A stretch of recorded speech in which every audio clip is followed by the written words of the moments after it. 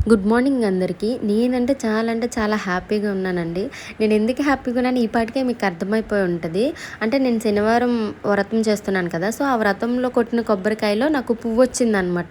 Actually నేను అది ఆ రోజు చూడలేదు. నెక్స్ట్ డే నేను కలశం అది తీసేసేటప్పుడు చూశాననమాట.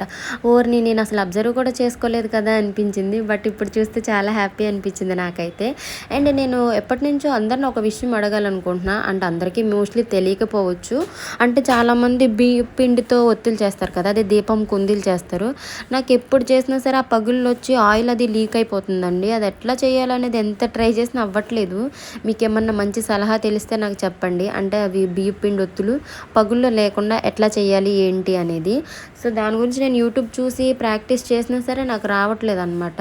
సో, ట్రై చేస్తా ఉంటా. బట్ మీకేమన్నా తెలిసిన బెస్ట్ సజెషన్స్ ఉంటే నాకివ్వండి.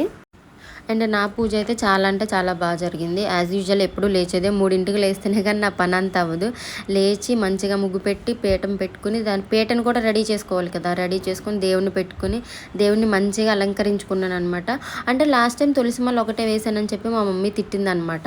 అలా ఉండకూడదు 2 దండలన్నా ఉండాలంటే ఈసారి బంతిపువ్వు మాల తీసుకున్నా. అండ్ ఫైనల్ అవుట్‌పుట్ అయితే ఇలా ఉందనమాట. 7 వారాల వ్రతం కదండీ! ఇది రెండో శనివారం అనమాట. జరిగింది పూజ అయితే.